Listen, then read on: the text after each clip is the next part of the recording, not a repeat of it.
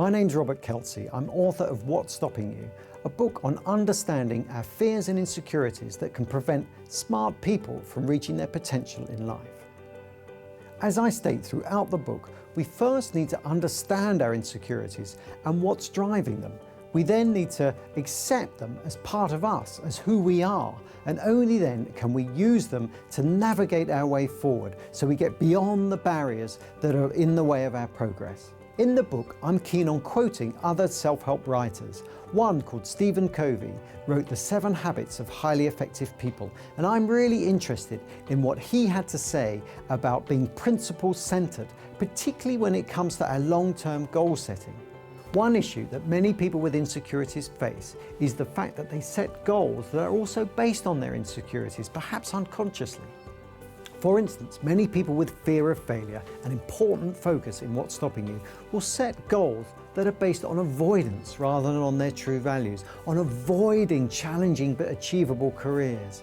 This leads them to set either very easy goals or very difficult goals because they fear public humiliation. People with fear of failure are terrified of being humiliated for their poor achievements. Therefore, they will set goals that are either too low, perhaps shelf stacking in a supermarket, or too high, perhaps pop stardom, because if they fail at trying to be a pop star, failure will be kindly judged and they will not feel publicly humiliated.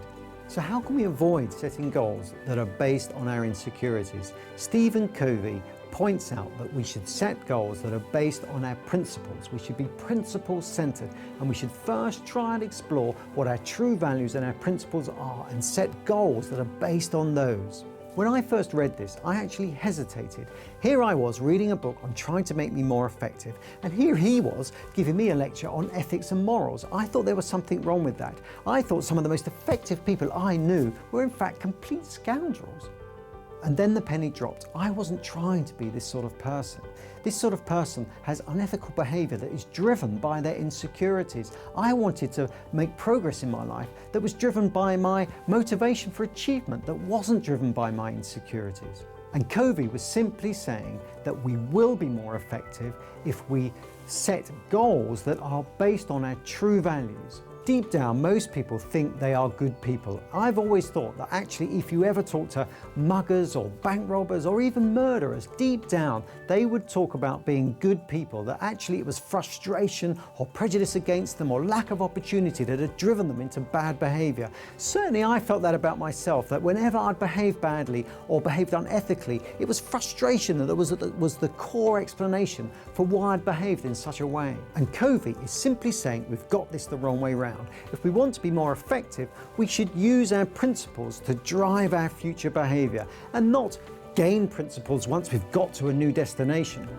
So our goals must be principle-centered. But how do we know what our principles are? If we're insecure, our principles could be all over the place. We need tools to get us to this point. Covey offers those tools. He says that we should look at the US Constitution as the founding document based on the principles of the new republic. We should try and create our own constitution. We should create our constitution, setting down our principles, and then use those principles to create long-term goals. This should be the first document that we create in our recovery from our own insecurities. For instance, my constitution includes being a good husband.